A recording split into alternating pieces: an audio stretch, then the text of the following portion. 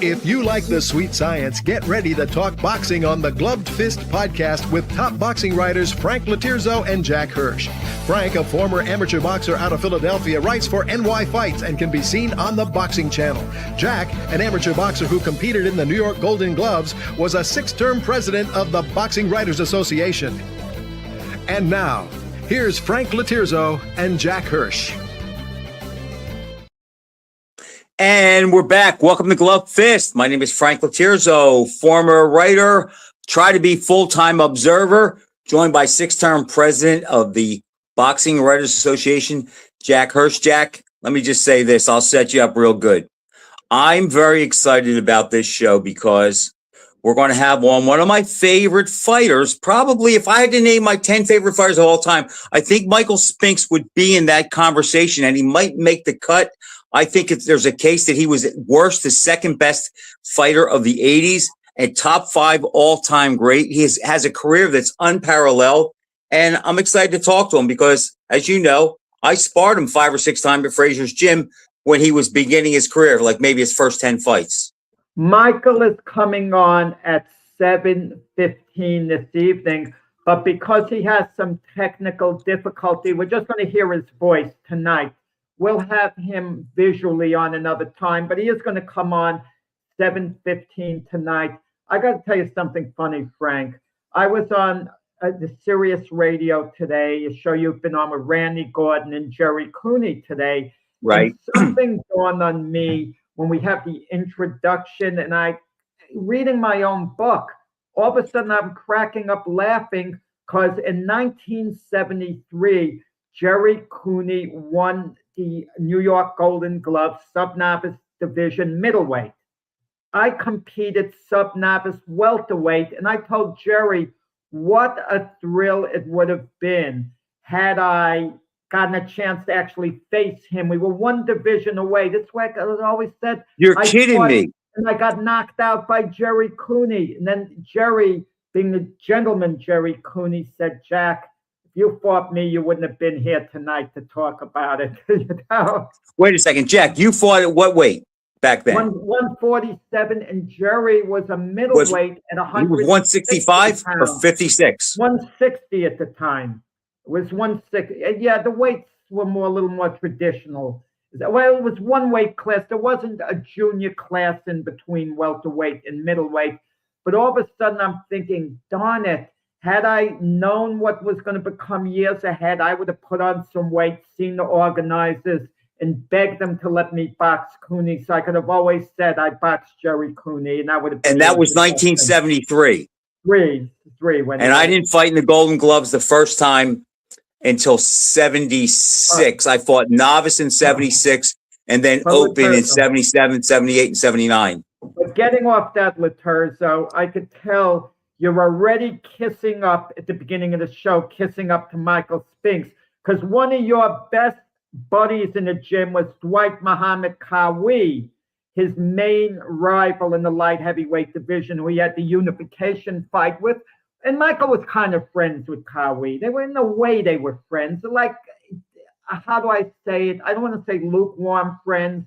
They were rivals. But you could talk on this better than I can because you knew. Well, they used to box each other a lot until they both got ranked. Then they stopped. They stopped once they got ranked. Interesting. Once they were both ranked, or maybe, I think Michael was ranked first, and once he became ranked, they didn't box that much anymore because they knew down the road they were probably going to meet. Yeah. So. Which is interesting. I don't know how many other cases we could think of. Obviously, Ali and Holmes come to mind. Frazier and Holmes, Jim Jeffries and Jim Corbett. Frazier and Norton. Yeah, Frazier Norton. Well, Frazier and Norton never met in the ring. I'm saying the guys would later meet for real. Okay. How often these guys sparred? I don't mean 1 or 2 sparring sessions, but guys who sparred on a regular basis. That's what I'm talking Shavers about. did that with Ali and Holmes. Shavers and Ali Holmes. Jimmy Young sparred. He sparred Ali. In fact, he and Ali did an exhibition at the Cherry Hill Arena in '71 after the fight of the century. In fact, I always forget this, and Russell remembers the third guy, but Ali boxed 3 guys that night. Benny Briscoe, Jimmy Young, I forget who the other fighter was.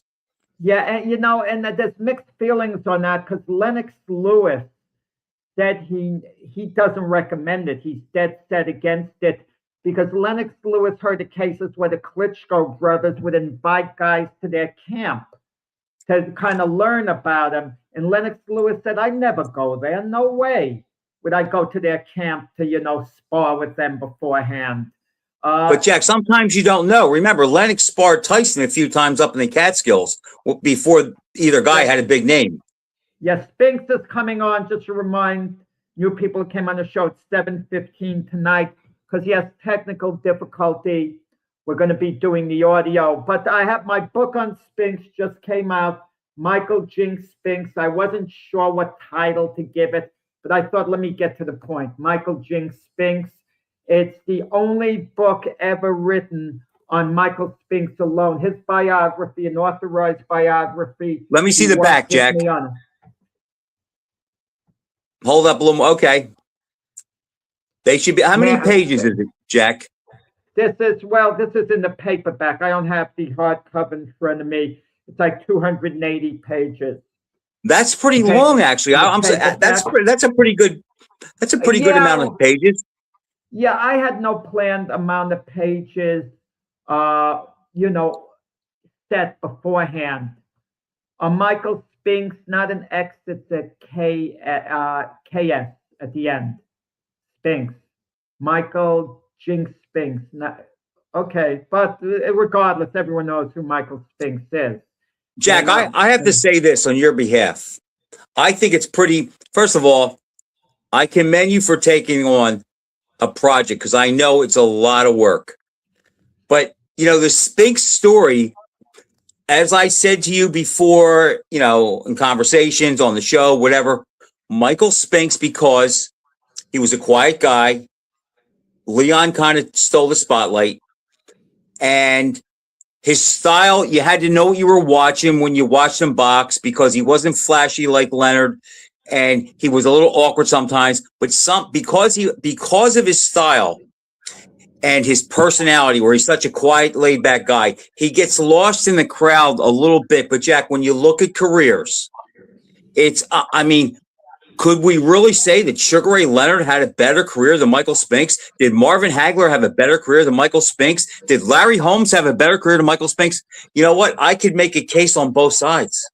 Because if you look at Spinks' resume, 11 title fights at light heavyweight, 8 knockouts. And when you look at the guys he beat before he won the title and as champion, that stacks up really well with any light heavyweight in history.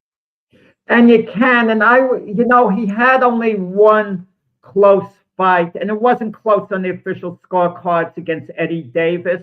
Eddie Davis made him look normal that night, but he still won. Yeah, but that blip happens at one point to all great champions, either right before they win the title, right after. Ali had it with Doug Jones. Ali considered the greatest of all time.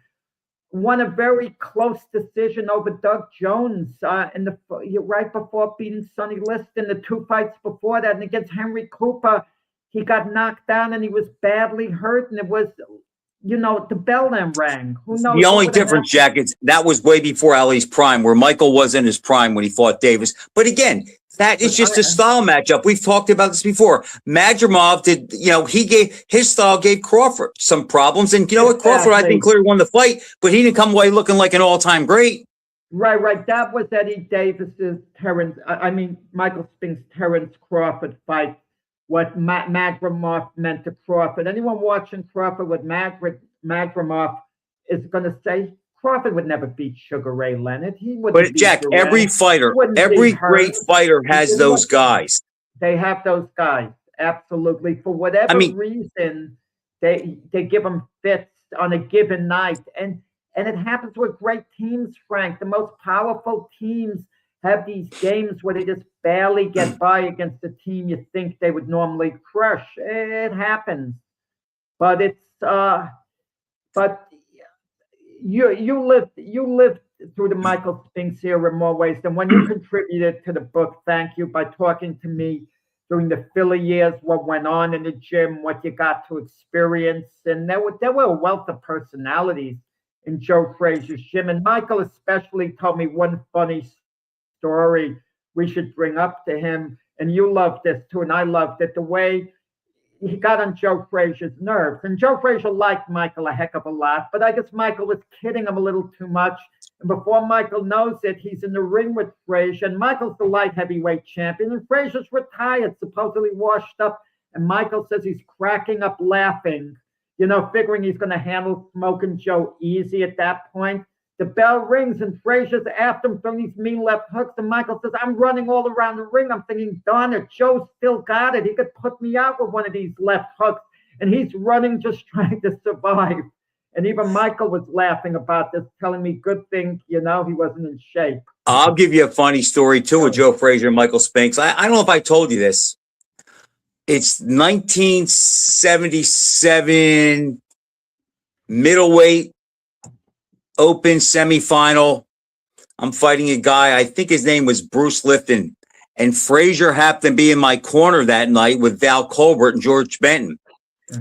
So he steps down, and he's back a couple rows in the crowd during the rounds, and wherever Michael was sitting, he was blocking Frazier's view, and Joe's yelling, "Spinks, take that damn cowboy hat off! I can't see my white boy." Yeah, that was funny there. I mean, but that gym in Philadelphia was like a second home to Spinks, like a second home. And one of the chapters is too about the Philly years, his years in Philadelphia, and what is Spinks considered to be? Is he considered a St. Louis fighter? Is he a Philadelphia fighter? And what was fascinating was listening to the ring announcers where they would introduce him to, like the Kawi fight. I believe I'm just recalling what was in the book. He was announced as being from Philadelphia, yet on the screen it says St. Louis. For Michael. Right. And the Kawi was Camden, New Jersey. Well, that was easy with Kawi. I mean, they never announced him from Philadelphia. We have about 3 minutes, and then we're going to have Michael come on. Unfortunately, he's having technical difficulties, so we're going to have the audio. You're going to hear Michael's voice. We're going to talk about Michael's career. We're going to talk about Michael's fights. If you have a few seconds left over, Frank, I don't know would Michael even have an opinion on it. Who would have won between Lyle and Norton? We love polling, that. And Michael was a heavyweight champion, but he's too even killed to speak on that. One thing Michael doesn't have, he has a legacy as a light heavyweight and a legacy as a great fighter, an all-time great fighter, but he doesn't quite have a heavyweight legacy because he had 5 fights. And because of the Tyson loss, people are dismissive of him.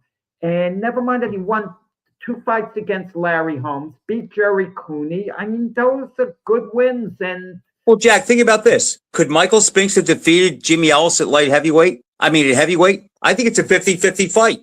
Yeah. Could Michael Spinks, how about Michael Spinks and Jimmy Young at heavyweight? 50-50 fight. I think. Well, someone posted Michael Spinks and Jerry Quarry. Style-wise, if Michael Spinks boxed him, does he beat Jerry Quarry? I could, Jack, if you put a gun to my head, I have to ask myself, the question I have to ask myself is, do I think Jerry could stop Michael? And I don't think so. So now the fight's going to go the distance. I guess it all depends who was working hard that night. He would force Quarry to be the attacker, which might favor Michael. It's a tough fight. Frank, I'm going to try to connect with Michael Spinks, so you could say anything for the time being. Okay. Okay, guys. Jack's trying to connect with Michael. I don't think Michael does many interviews, so this is going to be a lot of fun.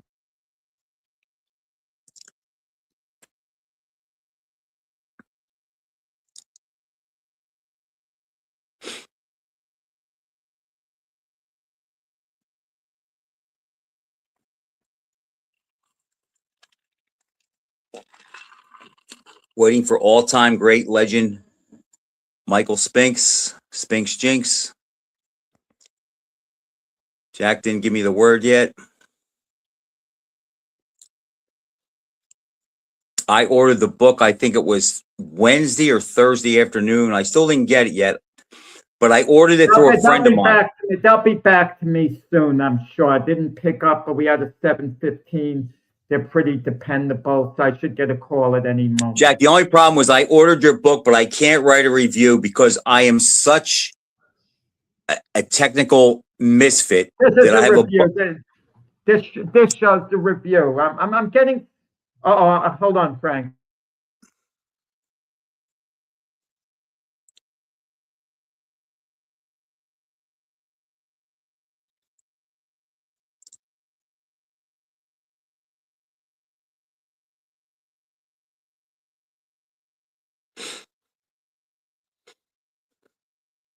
Anyhow, I'm such a technical idiot. I had a buddy of mine order the book because I've never purchased anything on Amazon. I have a buddy that buys everything for me. I just give him the money.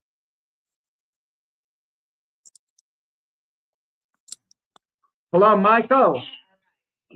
Michael. Here he is. I'm putting him on speaker. Mike.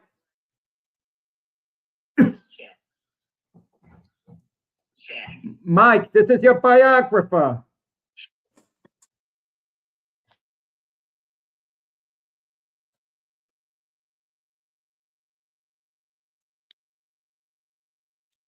See that, Joe? We're a lot alike. So you can't write a review. I can't write a review.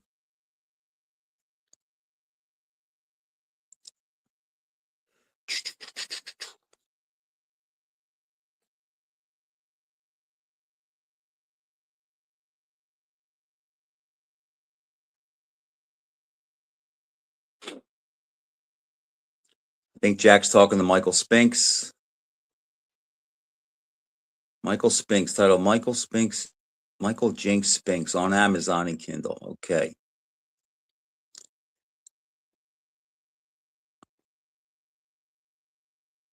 I did, J-Train. I did find a way to get it. I'm terrible at those things. First, Jack tells me to talk. Now he's telling me to shut up. Michael, are you there, Mike?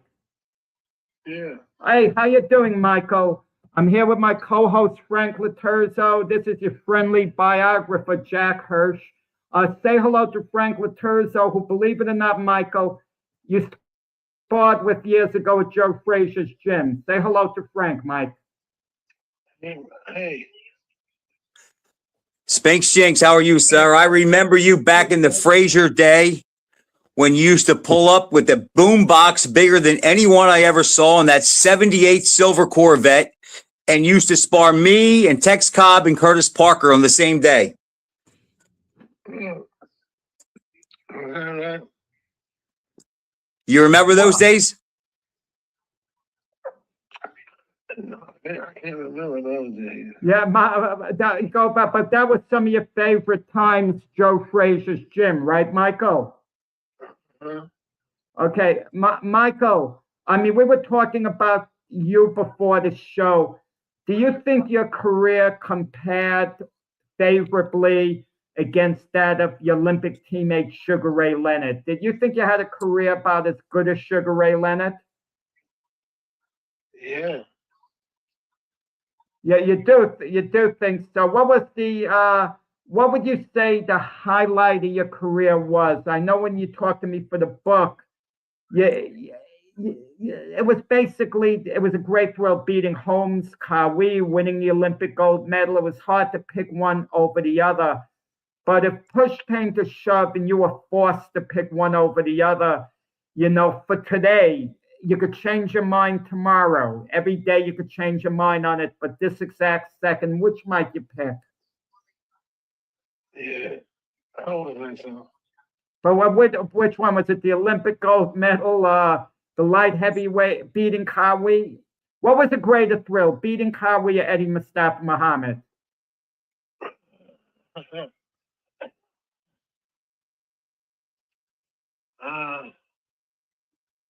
Yeah, probably beating Braxton. Yeah, I love the way you still call him Braxton because he was Dwight Braxton when you sparred with him. But I got to warn you, my co-host Frank Laterzo was good friends with Dwight Braxton back in the day. He probably was rooting for Dwight Braxton to beat you, but my buddy Frank Laterzo here thinks you're one of the greatest fighters pound for pound he's ever seen.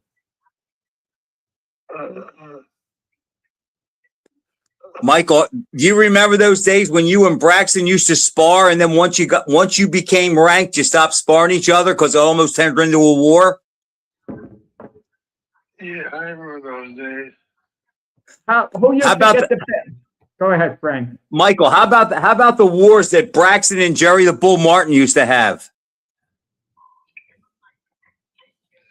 Yeah, I remember those wars that they had. Yeah.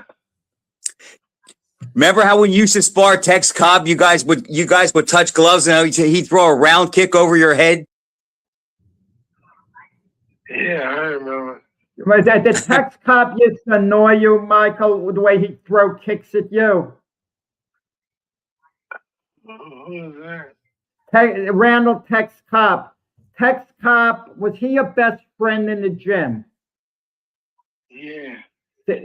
But you guys were from like different backgrounds. So how did you guys get to be such close friends? Because Frank knew Tex Cobb really well, and the image Tex Cobb had, I'm not saying it was like this, is that of a redneck. That's the image he portrayed. And you guys were really close. Yeah, you're right. And okay, what about your brother Leon? Tell us something about him. Well, Leon's all right. We know Leon was all right, Mike, but tell us a little more about Leon. Who would have won a fight between you and Leon in your primes? You against Leon, if that ever had to happen. I probably would have beat Leon. You didn't tell me that for the book. You told me Leon would have beaten you. Now, that's what you said for the book. You told me Leon would have won, but now you're saying you would have won. So now you're starting to care, Mike, whether you would have beaten guys. Now, who would have won between you and Bob Foster? Had the two of you met, at your best? I'm not sure. Oh, that's being modest, not being sure.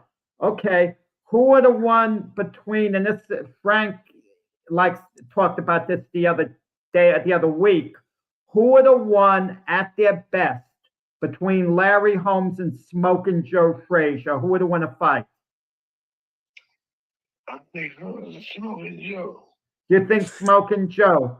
Okay. Yep. He knew because Joe had this style. He would pressure Holmes, cut the ring off, work his body. Yeah, Joe had the style to beat a guy like Larry. Yeah. Yeah, sure did. Who was your favorite fighter growing up?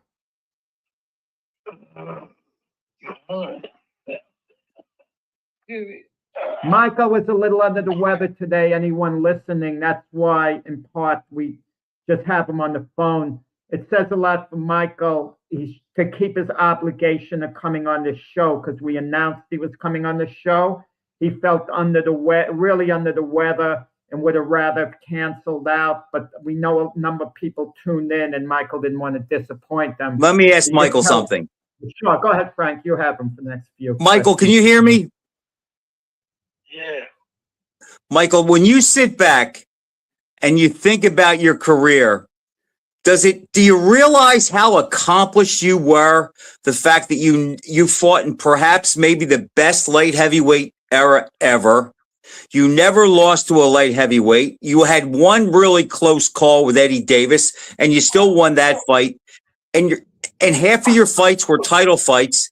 Do you ever sit back and think about what kind of a career it was? And it really is unparalleled on a lot of levels to a lot of other greats. Not really. Yeah.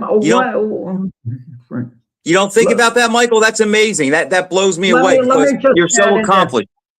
Frank, let me just add this with Michael. With all the hours I spent with him, what struck me the most was his lack of ego.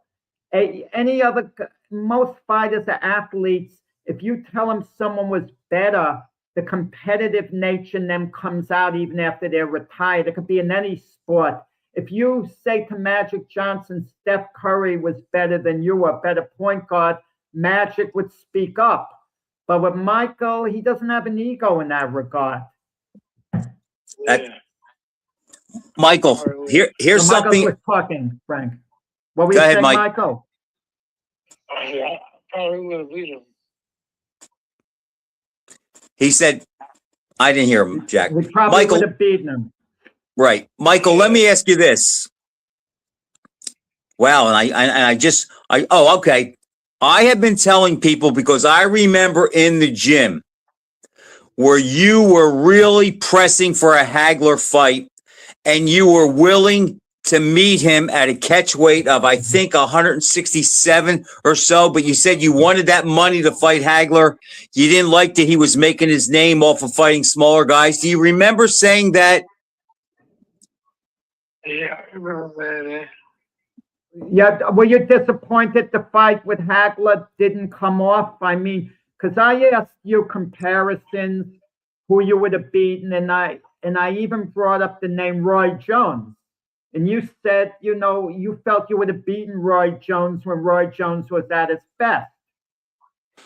Yeah, I think so. Why do you think so? Because of my style. You think your style would have canceled out Roy's? Yeah. That's interesting. I know when we talked about the book about Jerry Cooney is saying he was a sick kid when he fought you. He had a substance abuse problem. He was living life in the fast lane. Jerry Cooney said the him who knocked out Ken Norton or even lost to Larry Holmes would have knocked you out in 2 rounds. You disagreed with the book. You said he's entitled to his opinion, but you felt your style would have canceled out his. Why did you say that? Yeah, because I do. Tell us a little more, Mike. What's that? Talk to us a little more. You're killing us with these short answers here, Mike. It's like quick knockouts. I need you to expand, talk a little more on any topic. Just a little more. Add a sentence, 1 sentence to everything else. Yeah, I think Marvin Hagler. Marvin Hagler, I think he was.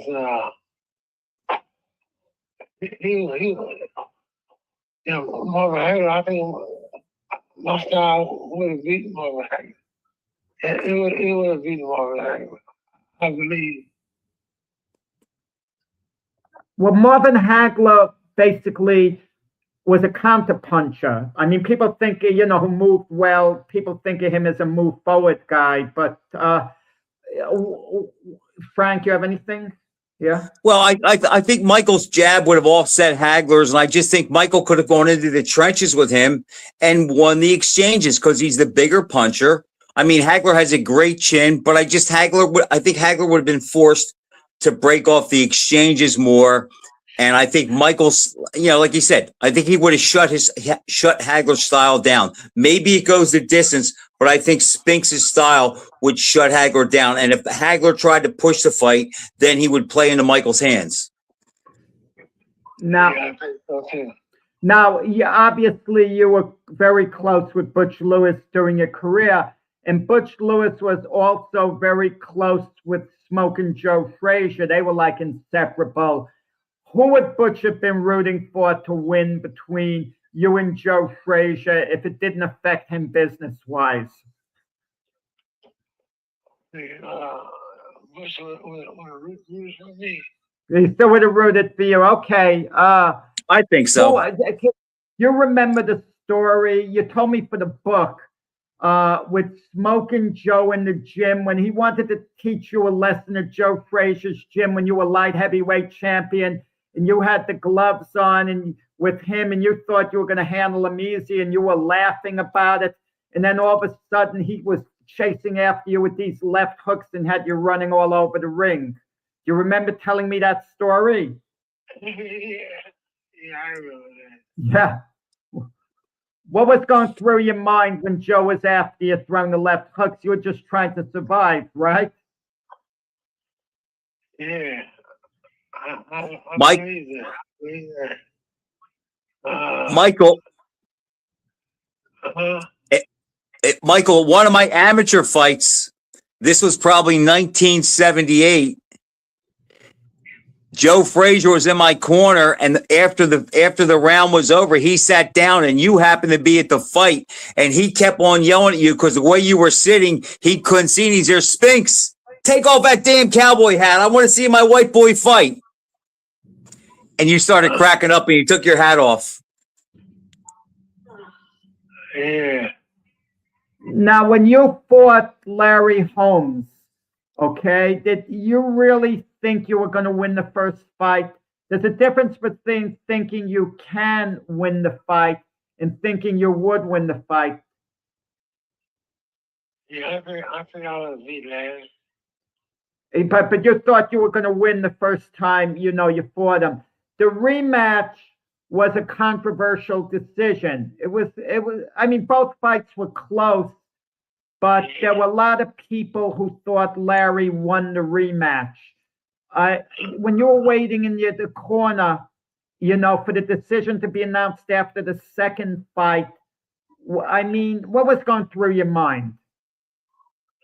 Yeah, I think that my style was beat Larry. No, but your style did match up well against Larry's. But how confident were you that you were going to get the decision in the rematch when you were waiting for the scores to be announced? I just believed that. You what, Mike? Talk to me a little more. I believe that my style would beat Larry. No, your style did beat Larry. Well, we know that. But the decisions in the fight, what would you say to someone who says to you they think Larry should have gotten the decisions, that he really won those fights? What would you say to them? Yeah, I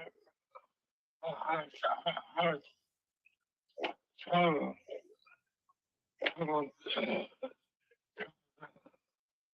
Larry. Yeah, Michael is a little under the weather, and he was gracious enough to come on tonight. I want everyone to know. He was gracious enough to come on rather than cancel out. So we're just going to keep you on a few more minutes, Mike. No more than that. Frank, you have anything to ask? Why were you told Michael? You told Jack that your favorite times were at Frazier's gym in the late 70s. Why was it? Was it the atmosphere there, the competition, the camaraderie with the guys, or it was just a great time of your life? What was it about that so much?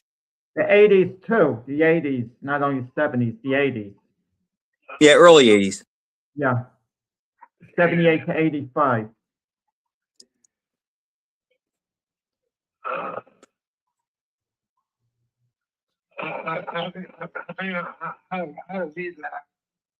Okay, Mike. Okay, because Michael, we appreciate you coming on. I know you would have preferred not to tonight because you're really under the weather and just wanted to fulfill your obligation. So we don't want to torture and keep you on any longer, unless you have one last thing to say. To Frank Laterzo, wait 1 second, Michael. Frank and myself argue this all the time. Who would have won a fight between Ken Norton against Ron Lyle, the two of them at their best? Who would you have picked? Because those guys came just a little before you did. Yeah, Ken Norton would have beat him. Oh, you're saying Ken Norton would have beaten Ron Lyle? Yeah. Frank, you want to say anything to the champ about that? Who's told you Ken Norton would have beaten Ron Lyle, and he said it unhesitatingly. I think he's wrong, but he also said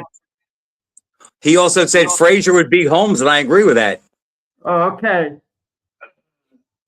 Okay, Michael, I hope you're satisfied with the book, that we worked on together. It's your official biography, The Spinks Jinx, I mean, the only book ever written on you. And I appreciate you giving me the opportunity to be a biographer. And I hope it did you justice. I'm pretty sure it did, telling basically a life story, things that went on behind the scenes. And I appreciate the way you open up about things. And anyone who wants the book could get it through Amazon, Barnes and Noble, Kindle, however. Okay, so Mike, we're going to let you go. We want you back another time when you're up to it, when you're not under the weather. I knew you were under the weather for this show. That's why we only had your voice on. But we appreciate you coming on, even though we know how tired you are now and what a struggle it is to come on today. So thanks a lot, champ. Okay, I'll see you. We'll be talking. Take care. Bye. Okay, good. Okay, bye-bye. Okay, Frank. Sometimes I wonder, is it better to let someone cancel out and not come to the party as opposed to making an appearance? Because I know you made a post, Frank. Thank you, Lord. We'll get that. Leave that up a little while, our producer, and we'll get to that. Oh, you can't count him. He's a Ken Norton cheerleader. That doesn't count. No. I just want to say, Jack, he thinks Usyk's the greatest heavyweight of all time. Do you agree with that? We are going to get, wait, let me just finish my last sentence and then you'll have the floor. William Paulie agrees. Wow. But Michael, I knew was under the weather. He really was. And he wanted to cancel out. And I said, is there any way you could come on? I spoke to his rep because I know you posted and I know people are going to be listening and they'd be disappointed. So we got him. He was really tired, fatigued here, Michael. We got a little out of him. We got him to say that Smoking Joe would have beaten Larry Holmes at their best. And he should know. I mean, he was saw Frazier all the time. Of course, he fought Holmes a couple of times. But then he said he thinks Norton would have beaten Ron Lyle. That doesn't count, Jack, because Norton is probably fresher in his mind than Ron Lyle is. Wait. Ron Lyle had the biggest fight of his career, or one of the biggest, was 76. 75, right. Ali, 76, Foreman, and Michael was in the 76 Olympics. So Michael wasn't thinking about Ron Lyle back then. He wasn't thinking about him. You can't claim that as a win, Jack. Okay, you look, you have one guy in your corner, Pom Lehman Paulie. That's it. Lyman Paulie knows his stuff. I mean, that's undisputed. We asked Michael and but what I liked about it, Michael didn't hesitate. The words just came right out. You know why, Jack? I'll bet you he saw Norton fight 20 more times than he saw Lyle fight. But it doesn't matter. He's allowed to think what he wants. It's not a big deal. Jack, here's the thing that stands out in my mind a little bit. And it's great that you did the book. But I think this is something that other writers can take. Yeah, right, Lehman. Okay. Mm-hmm. Yeah. What planet? Jack, you do know I did a post on that, and nobody agreed with you on Lyman. Nobody. Brian, our producer, I'm telling him to give Lyman Paulie unlimited say going forward. No, I think we should ban. I think we should ban him for incompetence on that pick. Anyhow, Jack, here's what I was thinking. Michael's about 70 years old now. His career is what? In July. He'll be 70 in July. Okay. Yeah. So that's, to me, he's 70 years old. Okay. Yeah, okay. And he hasn't fought since 1988. So that's almost 40 years. I wish you could have got to him a little sooner, because what I have found with these guys, Jack, all the years go by. And as we can see with Michael Spinks, I really believe him when he says he doesn't think about how accomplished his career was. I mean, if that were me and I could sit back in my easy chair and I could say, I never lost a fight at my original weight, my best weight. I was the first reigning light heavyweight champ to beat the reigning heavyweight champ, who not only was the reigning heavyweight champ, is an all-time great. And basically, I lost the last fight of my career when I was kind of looking for a payday, and I came up against a guy who was in his prime. Wrong style for me. not a big deal. But when you think about it, Jack, how many guys can say what Michael Spinks can say?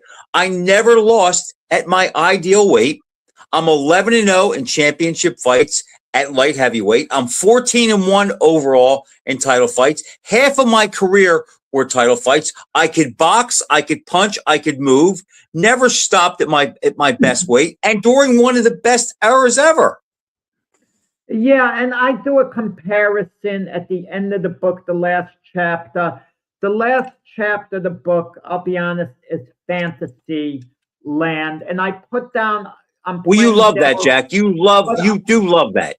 No, but I'm playing devil's advocate. So what I did, IBRO, the International Boxing Research Organization, they rate Michael Spinks the 6th greatest light heavyweight of all time.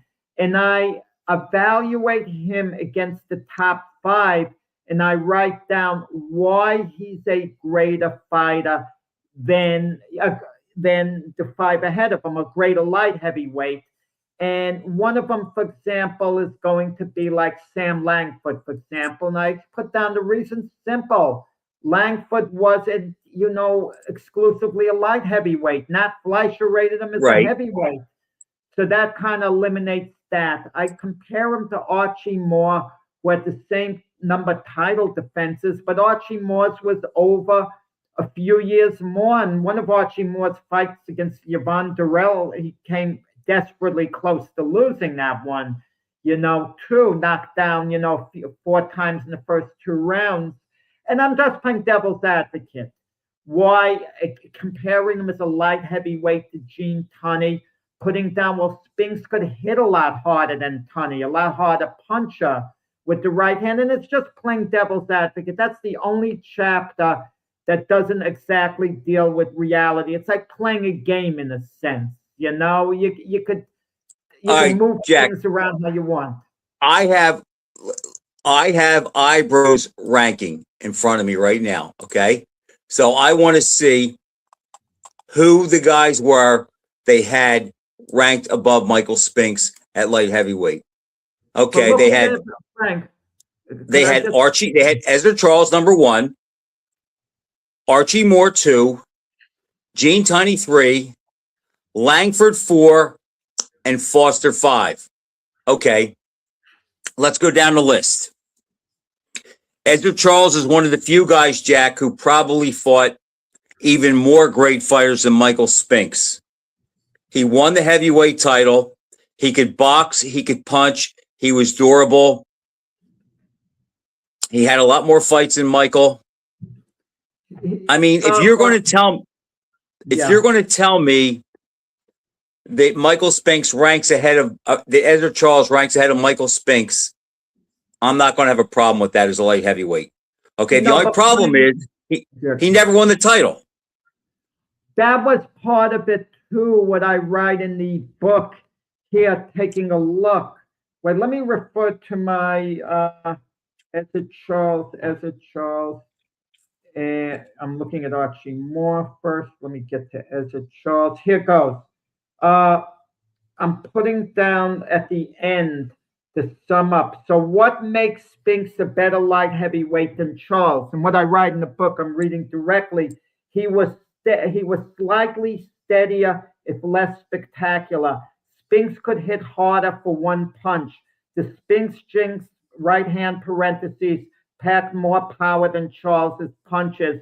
Charles had a couple of fights too. After beating guys like Charlie Burley and Joey Maxim, in his prime, he lost back-to-back fights to Jimmy Bivens and Lloyd Marshall, too. But they fought so much, these guys. But he also beat those guys, too, Jack. Right, exactly. Charles was great. I mean, Charles is one of the all-time greats, but I'm playing devil's advocate. How do you think that? Okay, so if you're going to go on accomplishment, that's pretty close. I mean, Spinks did win the title. Charles never got a shot at it. But if you're going to go head to head, I think that's a pretty close fight. Yeah, but I'm going to tell you something that's interesting with IBRO. Yeah, I'm only talking within the division, because if you look at the guy who's a couple of spots behind Spinks as light heavyweight, it's Harry Greb. Am I correct? At number 8? Harry Greb is number 9. Spinks is number 6. 9. No one rates Harry Greb really as a light heavyweight, but he fought a lot of light heavyweight. We think of a middleweight in Harry Greb, right? No one thinks of him as a light heavyweight. And But he beat 5 or 6 light heavyweight champs, Jack. Right, exactly. And But, 4 heavyweight champs. Yeah, exactly. So you were going to, Archie Moore's kind of intriguing. Same thing. Moore made about 10 defenses, won the title late. I mean, his resume is unquestioned too. It's like if Michael Spinks fought everybody Archie Moore fought, would his record be any different? I don't know. Who wins if they fight head to head? Moore's a good boxer, puncher, but Spinks has a good chin for, at 175. I mean, I don't know if Archie Moore beats the best Cowie. He might, but I don't know that he does. So, I mean, that's a toss-up. Gene Tunney's another one. That's a toss-up. That's tough. Yeah. Well, Moore lost 3 times, 3 out of 3 to Ezra Charles, which is the tribute yes, to how and great stopped in the Charles last is. one. Right. But Moore's greatest accomplishment may have been winning 4 out of 5 against Harold Johnson, who was a great fighter. And he beat Joey Maxim, I think, 4 straight times too. Yeah, but Maxim and Joey Maxim was a good fighter too. Jack, he was a good, not an all-time great, but I would say borderline outstanding. And if he fought in the Spinks era, he wouldn't be in over his head with anybody of that era. He may not win every time, but he wouldn't be in over his head. But I write about this. So what makes Spinks a better light heavyweight than Moore? And once again, I'm playing devil's advocate here. And I write down, perhaps that answer can be narrowed down to one word: consistency. They had the same number of title defenses, but Spinks's were done over a period of 4 years, Moore's in 10. Moore also barely survived being knocked out by Yvonne Durrell in his title defense in 1958. Spinks was never legitimately knocked down as a light heavyweight. The one official knockdown when Cowie stepped on his foot, Larry Hazzard told me for the book, on reflection, he shouldn't have called it a knockdown.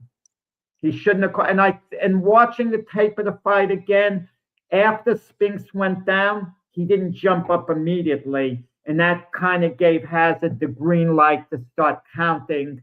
And it wound up being a knockdown. These one knockdowns in the career, we sort of have a Marvin Hagler, Juan Roldan getting kind of pushed down. Mayweather took a knee against I forgot the guy's name. Not Carlos Hernandez was the name. And Zab Judah should have been credited with a knockdown too. That was a legitimate knockdown. Right, and they didn't call it. Correct. I'll tell you the guy that gives Spinks trouble, Jack, and he's ranked under Spinks, and I don't know if he wins, but if you look at his record, and it's another Philly guy, does Michael Spinks beat Tommy Loughran? I mean, I don't know. Maybe, could be, possibly. I don't know, but see, that's the thing with Spinks. That's why he's so high, Jack, because he has the accomplishments and he has the style. If you look at everybody on this list, Billy Conn, Greb, Jones, Fitzsimmons, Harold Johnson, John Henry Lewis, all those guys, he does have a way to beat them. And people forget, if he outboxed Larry Holmes, and he definitely outboxed him the first fight, who on that list is he in over his head against? Yeah, but the problem, Frank, is, and I've been guilty of this myself, when I've asked people who they think would win against so-and-so, they say you can't judge different eras. And it's very hard to do. Spinks only had 32 fights.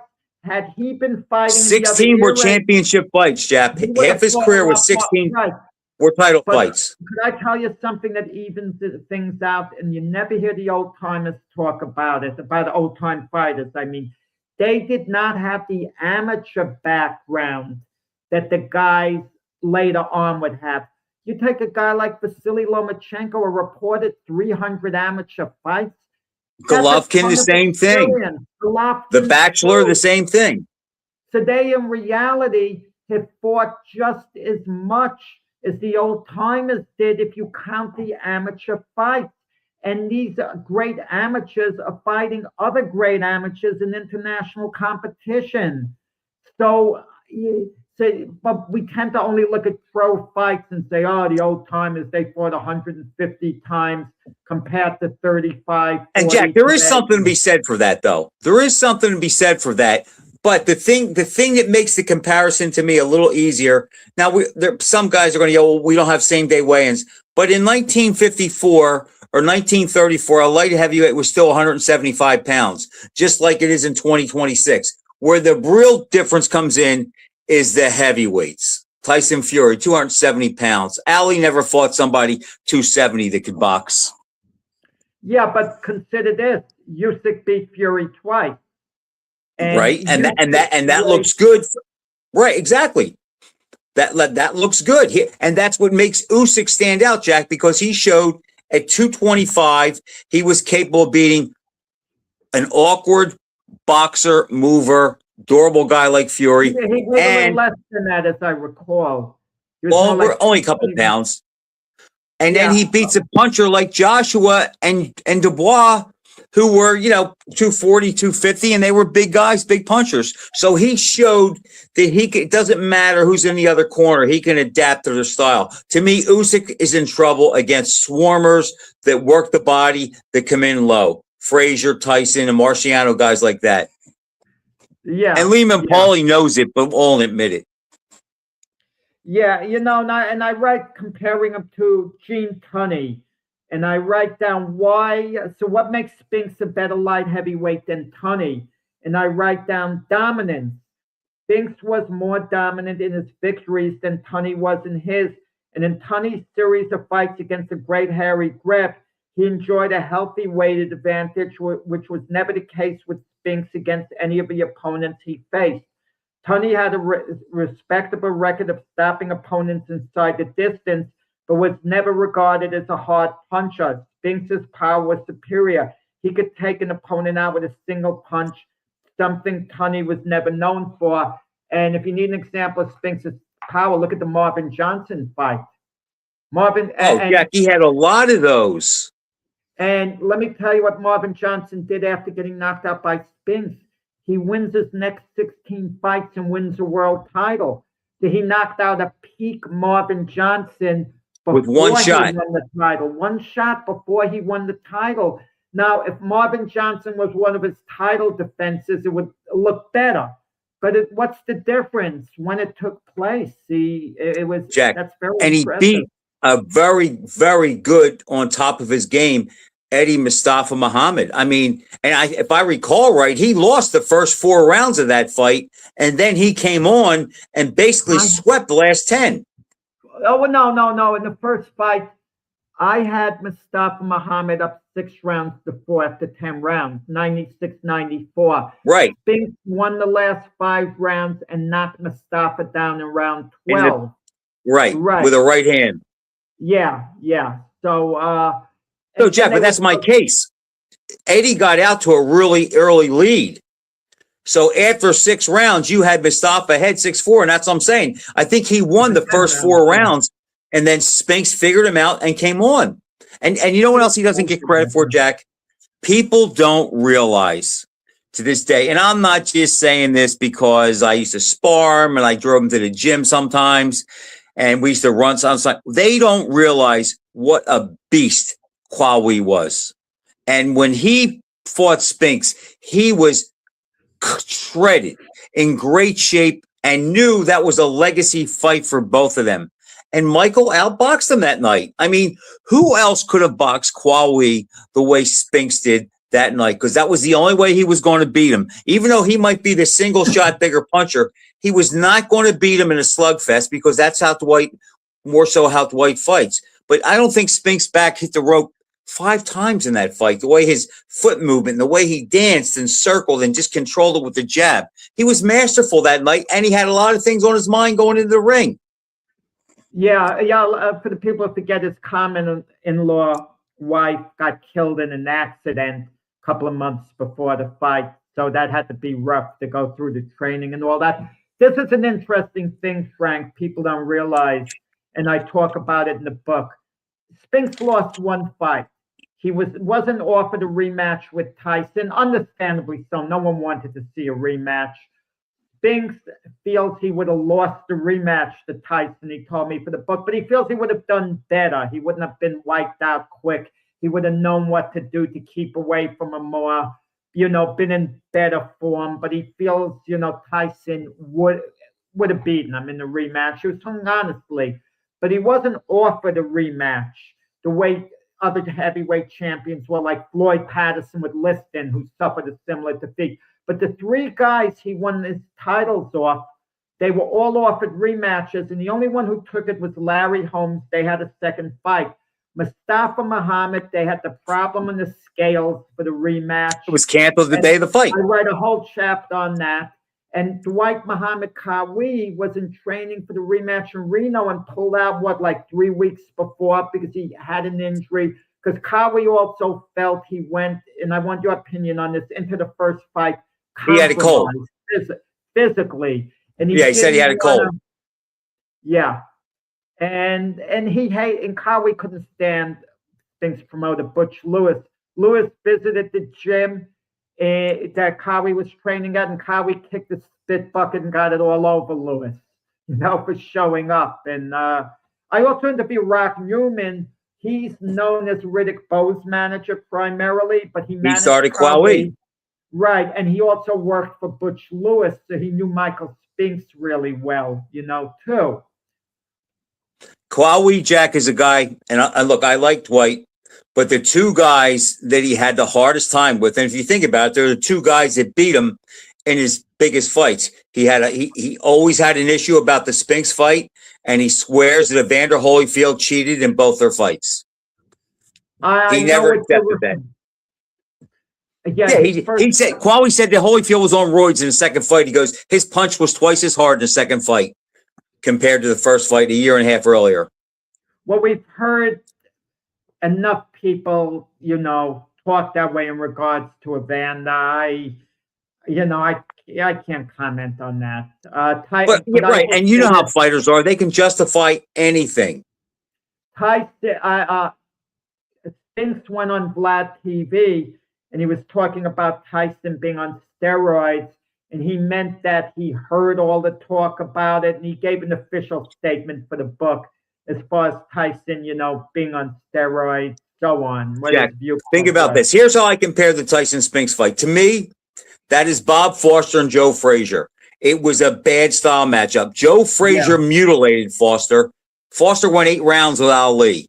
Tyson mutilated Spinks, but yet probably got the better Holmes in the 30 rounds they fought. It's all styles. But this is a funny thing. We agree Spinks never could have beaten the best version of Tyson. It wasn't a good style matchup. Can you imagine Bob Foster had to fight Joe Frazier every month for years, and Spinks had to fight Tyson every month for years? Who's going to break through first and win? Probably Spinks with Tyson would get a decision sooner than Foster with Frazier. Yeah, probably, yeah.